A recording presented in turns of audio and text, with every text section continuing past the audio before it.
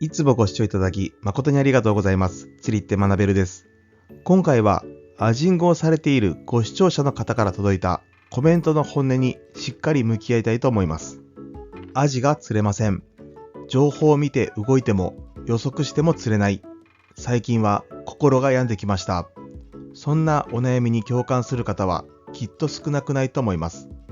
釣りに真剣だからこそ釣れない日が続くと自分を責めてしまう。誰よりも真剣に向き合っているからこそうまくいかないことが心にのしかかる。でも安心してください。それは釣りを続ける多くの人が一度は感じたことなのです。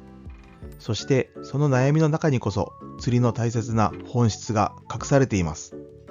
本日の結論です。釣れない日もあなたにしか味わえない釣りの時間です。釣果ゼロでも経験はゼロではありません。むしろ釣れない時間こそがあなたを釣り人として、そして一人の人間として成長させてくれるのです。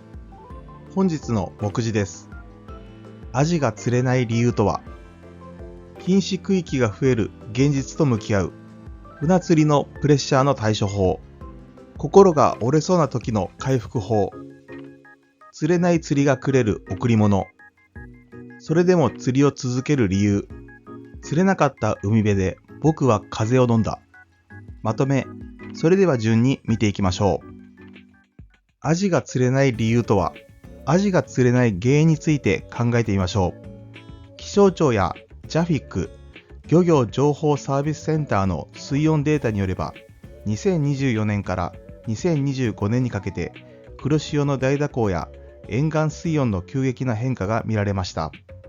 その影響で例年入ってくるはずのアジの群れが湾内に入ってこなかったり、入っても短時間で移動してしまったりする現象が起きているそうです。また、釣り場のプレッシャーが高まり、釣れるのが早い、口を使わないという事例も全国で報告されています。情報通りに動いても魚がいなければどうにもなりません。ですから、釣れないのはあなたのせいではなく、魚がいない日だったと割り切る勇気も必要です。禁止区域が増える現実と向き合う。近年、釣り場のルールや制限が増えてきました。釣り禁止、サビキ禁止、投げ釣り禁止、多くの人気堤防や漁港でこうした看板を見かけるようになった方も多いのではないでしょうか。その理由の多くは、ゴミの放置、無断立ち入り、夜間の騒音といったマナー違反です。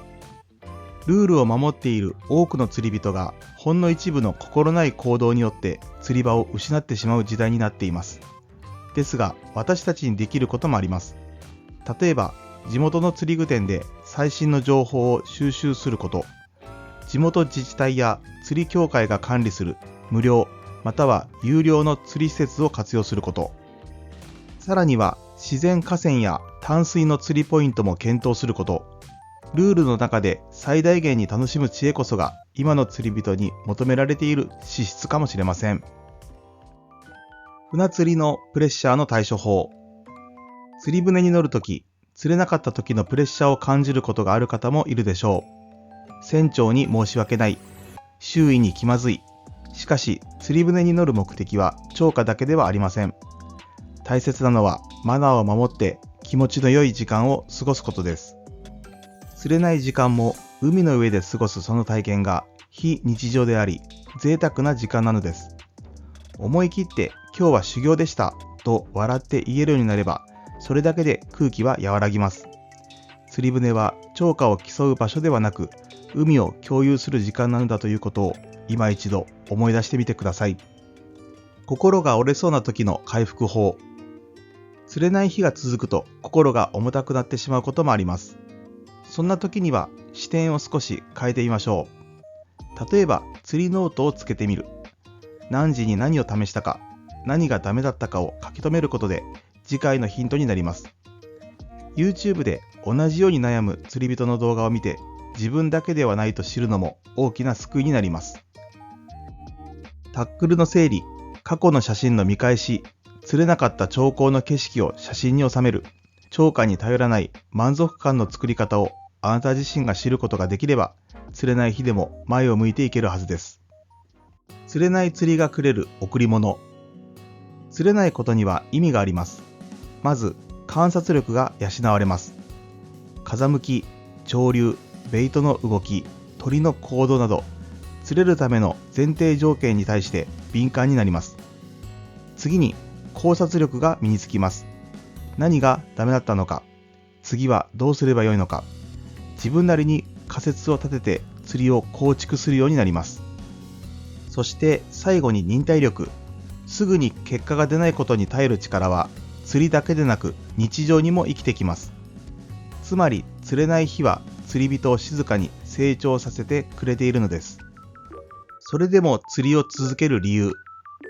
それでも私たちはなぜ釣りをやめられないのでしょう。それは魚を釣り上げた時の達成感はもちろんですが、もっと広い意味で釣りという行為が心を整える時間になっているからではないでしょうか。夜明け前の静けさ、キャスト1投目の空気、リールを巻く手元の感触、水面を漂うルアー、そして当たりのコツンという瞬間。それらすべてが私たちの中にまた来たいという気持ちを芽生えさせているのです。釣果がゼロでも思い出はゼロではない。だからまた道具を持って出かけてしまうのです。釣れなかった海辺で僕は風を飲んだ。あの日、アジは一匹も釣れなかった。風は冷たく、潮は穏やかで、海はやけに静かだった。キャストを繰り返すたびに糸だけが音を立てて空を切った。心のどこかで今日はダメかもしれないと思いながら、それでも僕はロッドを振り続けていた。周りも釣れていなかった。けれど不思議と焦りはなかった。ふと手を止めて空を見上げた。まだ明けきらない空に薄くオレンジ色が差していた。コンビニで買った缶コーヒーを開けて風を感じながら一口飲んだ。釣れていなくても釣り場にいるこの時間がただの無駄ではないことを体のどこかで感じていた。釣果だけじゃない。こうして何も得られなかった時間の中に僕は何かをもらっている気がした。この帰り道、温泉によってラーメンでも食べよう。そう思った時、なぜか少しだけ今日の海に感謝したくなった。きっとまた来る。そう思わせる何かがあの風の中にはあった。まとめ。釣れない日々が続くと心が折れそうになることもあります。ですが、その経験は決して無駄ではありません。観察力、考察力、忍耐力、釣りがくれるこれらの力は人生そのものにも通じる価値です。そして釣果以上に得られる自然とのつながり、心の安らぎ、人との出会い、それこそが釣りの本当の魅力なのです。いかがだったでしょうか。釣れない日もきっとあなたの釣りの記憶を豊かにしてくれます。今日の自分を責めず、また海に向かうその日を楽しみに、日々の釣りライフを大切にしていきましょう。本日もご視聴ありがとうございました。